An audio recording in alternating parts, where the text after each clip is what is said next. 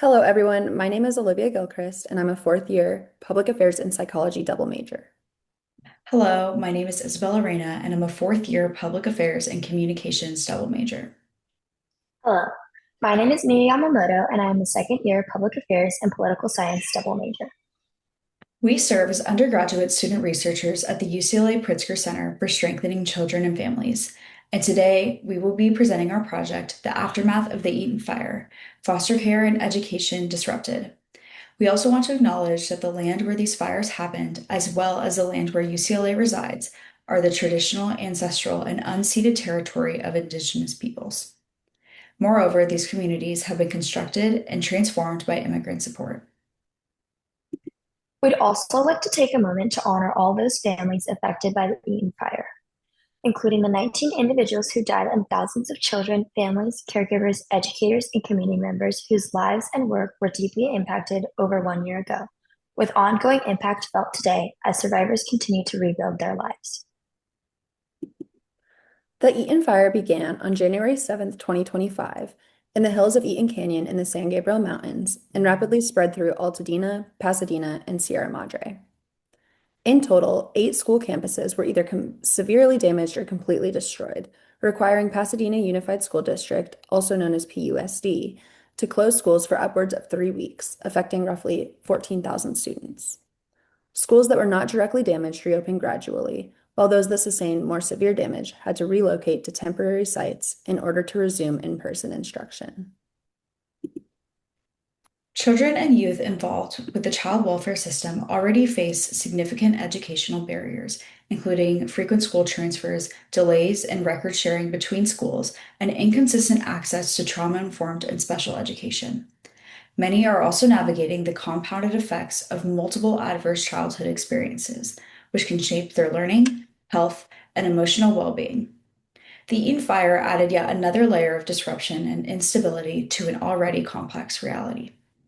That is why the UCLA Pritzker Center conducted this study, to learn in what ways the destruction caused by the Eaton fire disrupted the educational experiences of children and youth involved in the child welfare system residing in the Altadena, Pasadena area.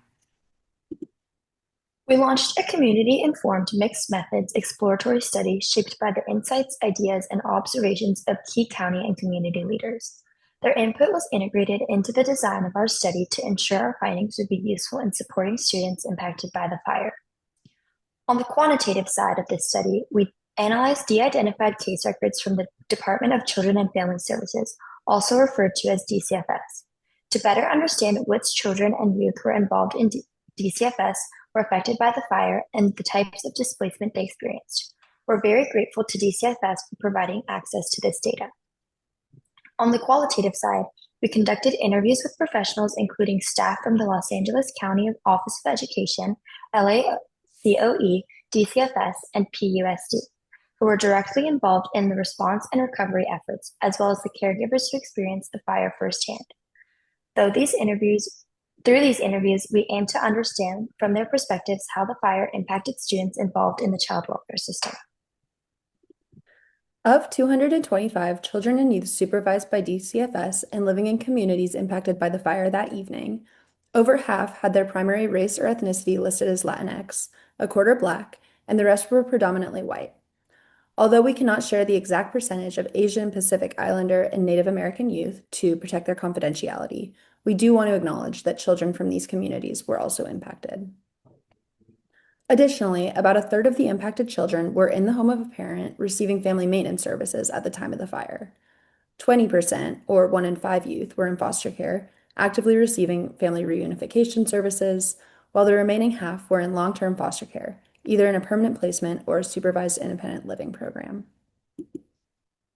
Here is a map showing the Eaton fire and census tracts where the 225 DCFS supervised children and youth were living the night of the Eaton fire. The larger dots indicate that more children and youth were living in that particular census tract. We can see that many of them were located in West Altadena, a community that had little time to evacuate and one that experienced profound loss as a result of the fire. Notably, several school campuses were physically damaged or destroyed, although other schools that likely serve DCFS involved youth are also in the burn zone. Many Altadena residents were unable or chose not to resume living in the area in the months following the fire. This prompted our team to examine the displacement and relocation distance of children and youth in care. We found that 1 in 6 youth, or 17%, had relocated to a different census tract by 3 months after the fire. This 17% includes youth who are living at homes as well as those in placement. When we compared relocation outcomes by race, ethnicity, sex, age, type of child welfare service, and case length, we did not find any significant differences across these groups. We also determined that many of these moves had an average relocation distance of approximately 16 miles. Our conversations with professionals and caregivers revealed that the Eaton fire significantly disrupted education in 6 key ways. First, the Eaton fire compounded educational instability for children and youth in foster care by disrupting their access to their schools of origin. Many schools were destroyed, closed for environmental testing, or located too far from temporary housing, leading to long, often unmanageable commutes. Some students were not able to go back to their school of origin. In other cases, transferring to a new school proved slow and bureaucratic, further delaying students' return to learning. Secondly, a challenge presented in the shift to virtual learning, which was intended to help students continue their education during the disruption. While this transition was necessary, it created new barriers for many young people, especially those already facing emotional distress due to the fire, disabilities, or limited access to technology. Without the in-person support of teachers and peers, some students found it difficult to stay engaged in their coursework, further compounding educational setbacks. Our third finding revealed that the Eaton fire inevitably disrupted students' access to critical supports, such as therapy, tutoring, and services outlined in their individualized education programs, IEPs. When schools closed, families were forced to relocate long distances and providers were stretched thin. Many school-based services simply couldn't be delivered. Without these supports, students struggled even more to manage classroom stress, regulate their emotions, and keep up academically. The extent of these disruptions varied, as some students were affected for a few weeks and others for months. Our fourth finding highlights how the Eaton fire disrupted students' relationships and how that disruption affected their emotional well-being and ultimately their learning. The fire disrupted key relationships with friends, caregivers, teachers, and peers, connections that help students feel grounded, supported, and motivated to stay engaged in school. Participants shared that this disruption often showed up emotionally as trauma-related distress, anxiety, and emotional fatigue.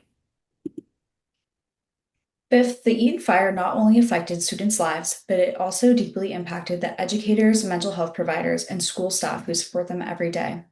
Many in the community experienced relocation and personal hardships, reducing service providers' overall capacity to serve students.